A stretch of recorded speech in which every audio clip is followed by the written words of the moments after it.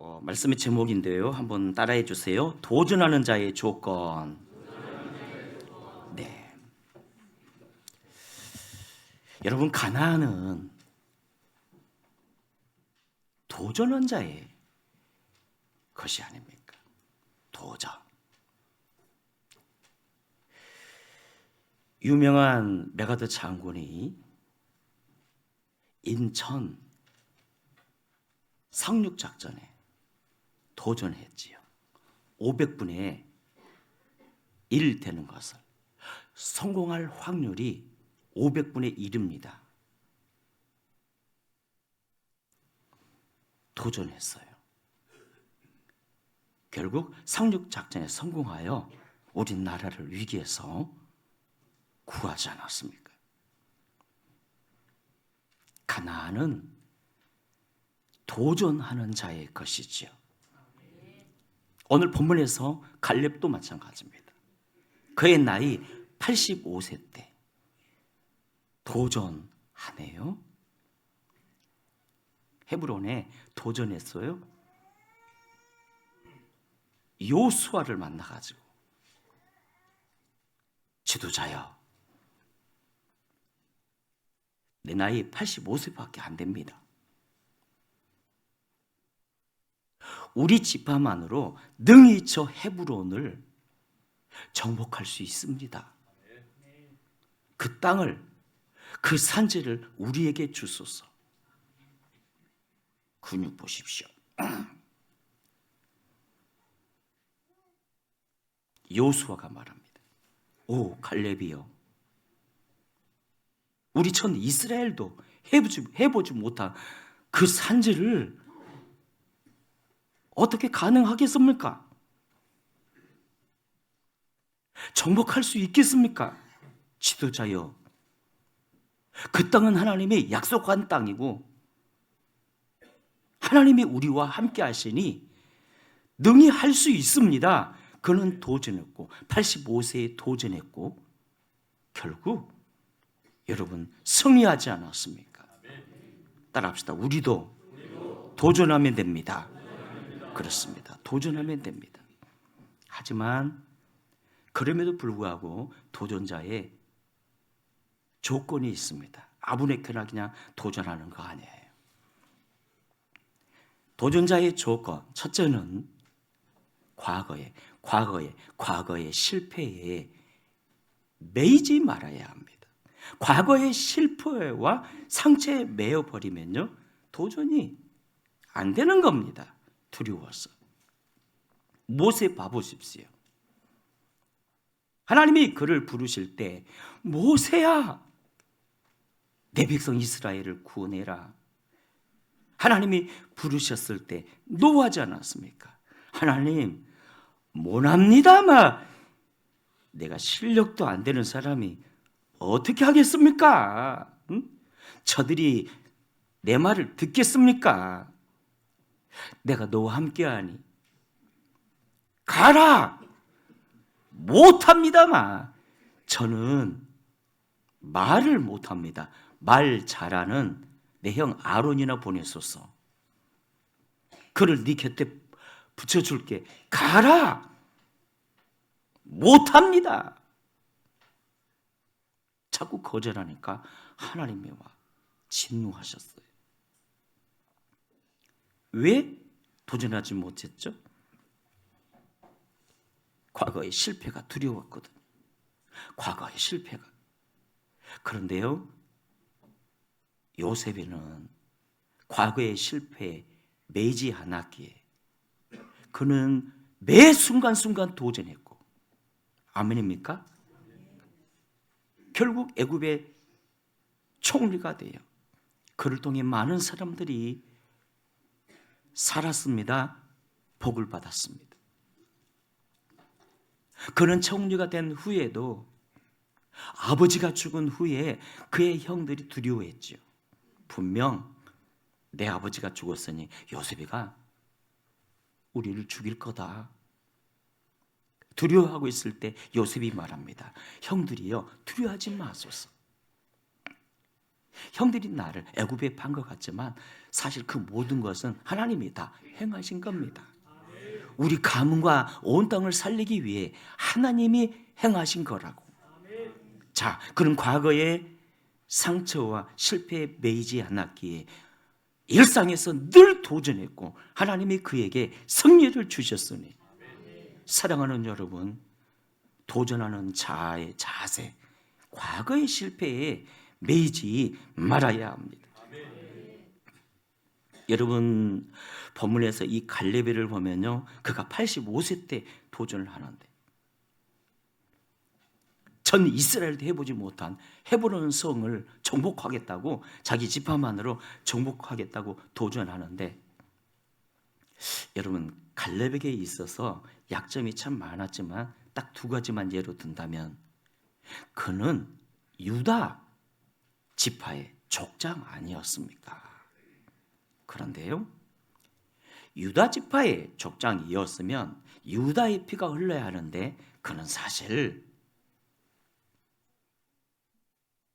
유다 지파의 피가 흐르지 않았어요. 그는 에서의 후손입니다. 에돔의 피가 흘렀어요. 혈통을 중요시하는 그들이 갈렙을 얼마나 비판했겠냐고요. 멸시했겠냐고요. 또 하나, 약 40년 전에 여호수아와 함께 하나님께 긍정적 보고를 함으로 말미암아 여러분, 칭찬을 받았음에도 불구하고 여호수아는 승승장구했는데요, 자신은 늘 진급해서 미끄러지고 또 미끄러지고, 여호수아는 전 이스라엘의 지도자가 되었는데 자신은 별로 빛나지 않았어요. 그 이름이. 그것이 컴플렉스로 작용되어서 여러분, 과거의 실패에 작용되어서 도전 못할 수도 있었는데, 그럼에도 그는요, 과거의 실패에 매이지 않았기에 도전하네요. 지도자요. 우리 지파만으로 저 헤브론을 정복해 보겠습니다.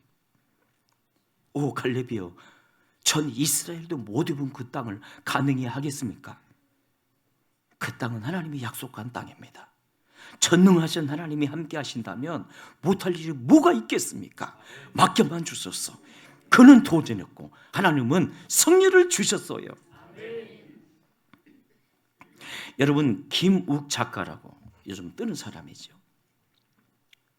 문이 닫히면 어딘가에 창문이 열린다 라는 책을 썼어요. 베스트셀러 아닙니까? 그는 그의 나이 90에 자신의 삶이 얼마 남지 않음을 알고 삶의 조건을 에세이로 엮은 책 아닙니까? 거기 보면 감동적 이야기가 있는데요, 그가 방광이 고장 나가지고 치료차 병원에 입원하게 되었는데, 자기 병실 바로 옆자리에 새파랗게 젊은 사람이 교통사고가 났는데 평생을 걷지 못하고 휠체어로 살아야 된대. 젊은 사람이. 아유, 안쓰럽기도 하고 불쌍하기도 하고 너무너무 마음이 아픈 거예요. 다음날 화장실에서 좀 씻고 이렇게 나오는데 충격이었습니다. 그 젊은 사람이 침대에 엎드려서 푸시업을 하고 있는 거예요. 발 굽혀 펴기를. 21.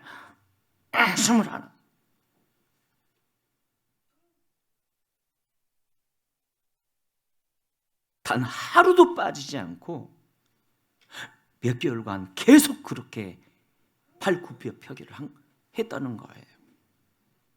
그리고 그 다음에 이 청년의 말이 그에게 충격을 가져다 주었습니다. 선생님, 저는 태어나게 되면 곧바로 휠체어를 타고 전국을 횡단한대요.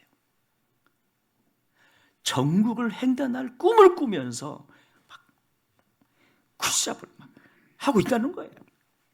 전국 횡단을 꿈꾸면서. 와!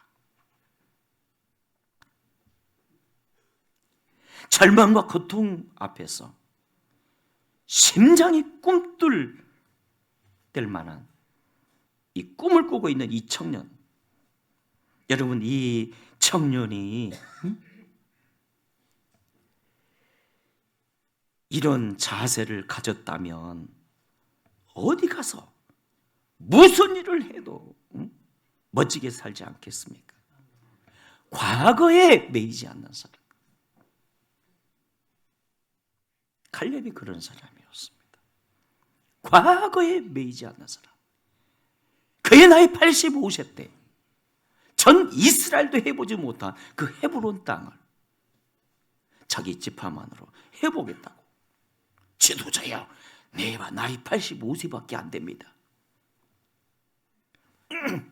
근육 좀 보십시오.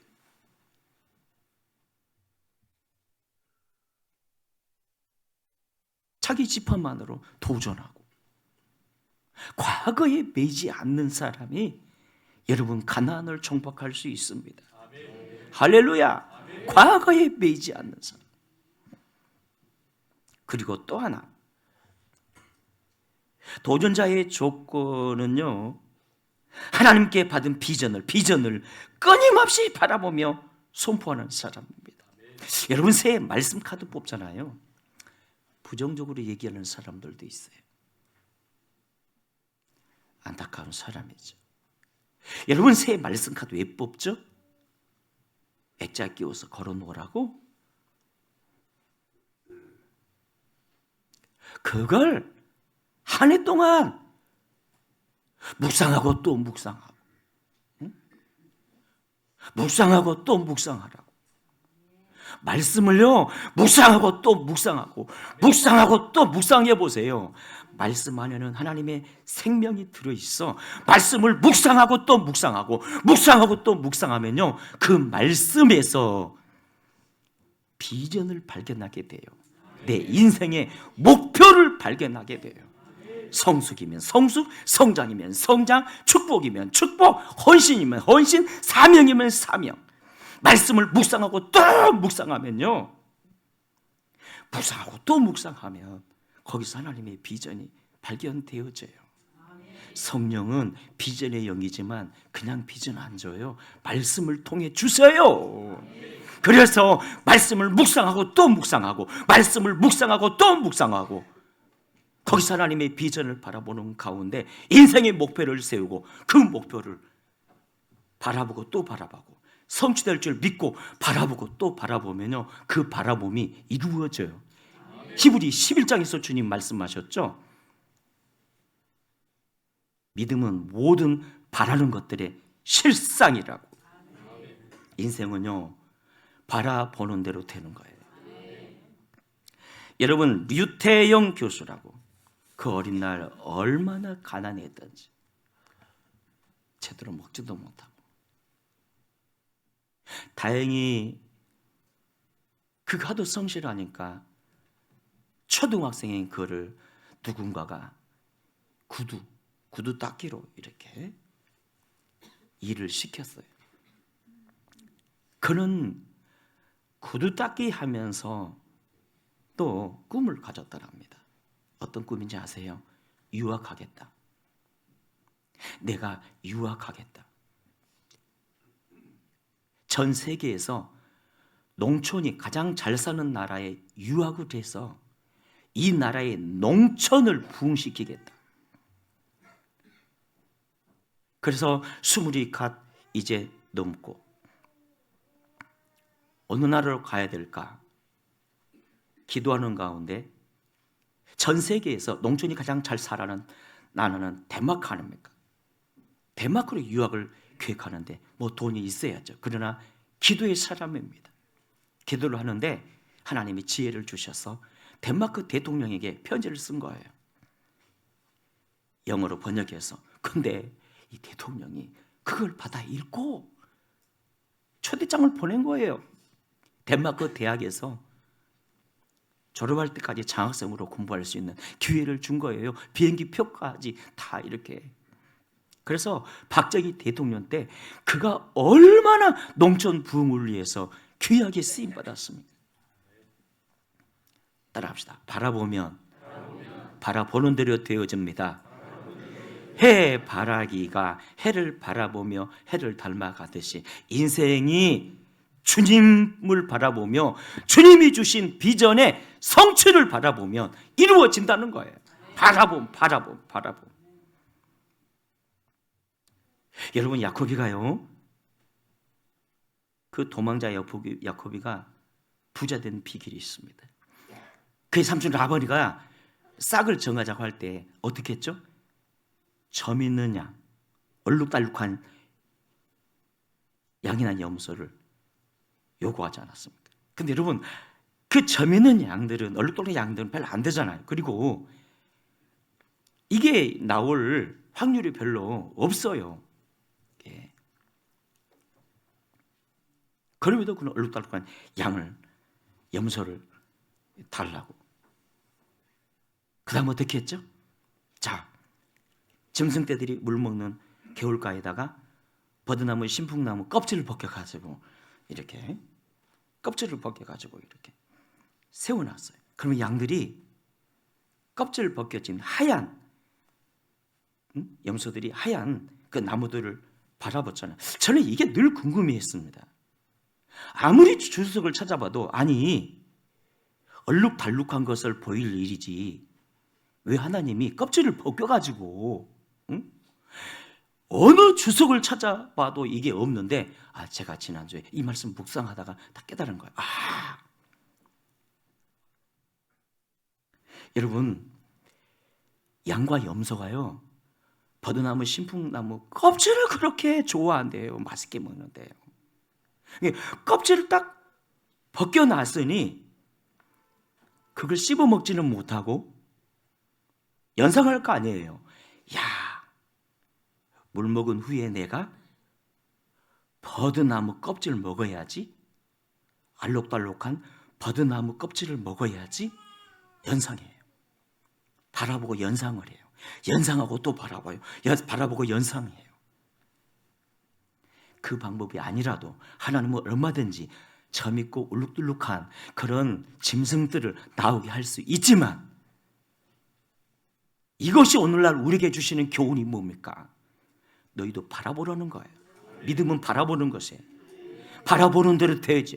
해바리가 해를 바라보며 해를 닮아가는 것처럼 우리가 말씀을 바라보고 말씀의 성취를 바라보고 약속을 바라보면 그대로 되어진다는 거예요. 바라봄, 믿음 바라는 것입니다. 싫어합니다. 2차 세계대전 때 언제 한번 말씀드렸죠. 자기 아들을 영국 군 비행기 조종사로 군대 보낸 어머니가 있었습니다. 크리스찬이었는데요. 근데 하나는 꿈을 꿨는데 꿈에 공중에서 막 하늘에서 독일 비행기, 영국 비행기가 막 싸우더니 이 영국 비행기가 폭탄에 맞고 연기를 품고 뚝 떨어지네, 땅으로. 그래서 달려가 봤더니 세상에 거기서 자기 아들이 죽어 있는 거예요. 그래서 맨날 며칠 잠 못 이루고 아주 그냥 미칠 지경입니다. 이게 현실이 되면 어떡하지?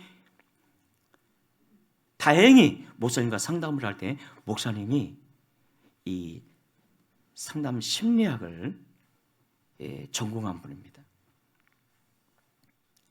목사가 이렇게 말합니다. 자매님, 혹시 그 꿈이 주님이 계시적으로 주신 꿈일 수도 있습니다. 그럼 어쩌라고요? 예. 자, 주님이 미리 꿈으로 계시적으로 주셨다면 왜 주셨겠어요? 살리라고 주셨죠. 그러므로 지금부터 자, 아들을 살리는 방법이 있습니다. 비행기 두 대가 싸우다가 영국 비행기가 이 땅으로 떨어졌는데 거기서 아들이 죽은 꿈이 아닌 살아나온 꿈을 꾸십시오. 그리고 선포하십시오. 살아나온 아들을 바라보십시오. 그리고 선포하십시오. 한 두세 달 지났을까요? 고등학교 농장에 초대를 받았습니다. 생일인데. 근데 꿈에서 봤던 그 집이네요. 한참 잔치가 열려져 있을 때 갑자기 사이렌 소리와 함께 공중에 두 대의 비행기가 나타나더니 막 싸우는 거예요. 비행기 한 대가 툭 폭탄을 맞고 떨어져요. 집 가까이 떨어지는. 그래서 막 달려가 봤더니 우와, 세상에, 거기서 자기 아들이 살아나오는 거예요. 이 실화입니다, 여러분. 살아나오는 거예요. 살아나와서 어머니에게 하는 말이,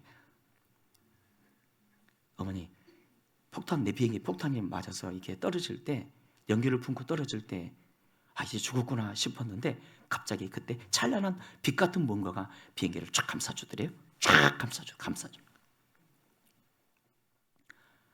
천사들이 느껴지는 거예요. 천사들이 돕는구나. 동시에 어머니의 기도로 천사가 돕는구나.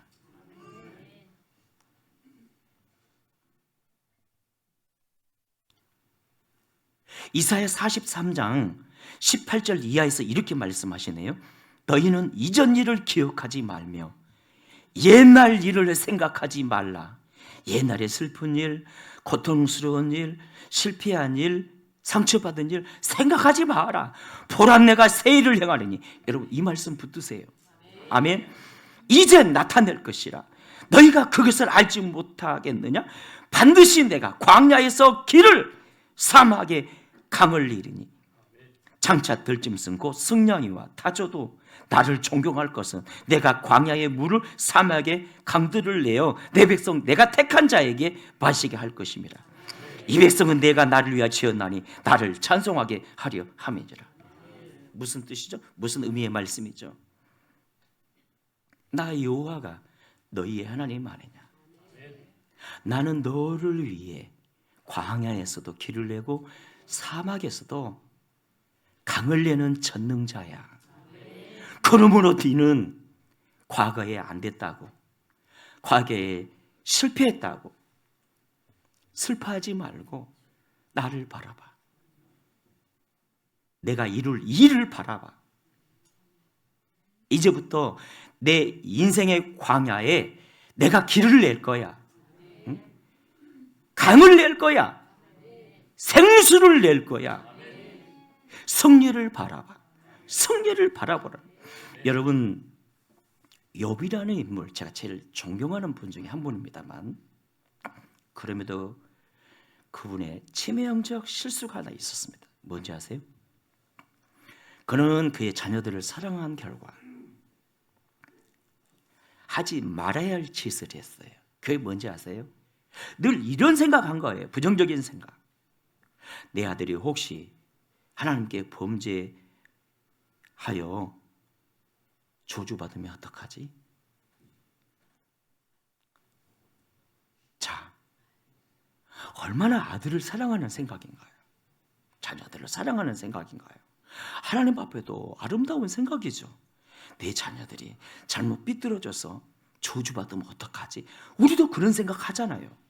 근데요, 그의 생각대로 자녀들이 한날 한시에 다 죽었잖아요. 그리고 후에 여러분, 욥은요 그의 생각대로 되어졌다면서 땅을 치며 후회하지 않았습니까? 생각한답시고 저주적인 생각하지 마세요. 부정적인 생각하지 말라는 거예요. 응? 생각은 곧 바라봄이에요. 승리를 바라봐야 돼요. 긍정을 바라보셔야 돼요. 축복을 바라보셔야 돼요. 능력과 사명을 바라보셔야 돼요. 생각하는 대로 되져요. 바라보는 대로 되져요. 믿음은 모든 바라는 것들의 실상이. 이제 말씀을 맺습니다. 사랑하는 여러분, 길 만드시는 주, 새해 주님께서 저와 여러분을 위해서 길을 만드실 겁니다. 사막 같은 삶이라도 강을 내실 것입니다. 과거에 얽매이지 마세요. 과거의 실패에 얽매이지 마세요. 상처에 얽매이지 마세요. 그리고 주께서 이루실 비전을 바라보세요. 아멘. 비전을 바라보세요. 성리를 바라보세요. 축복을 바라보십시오.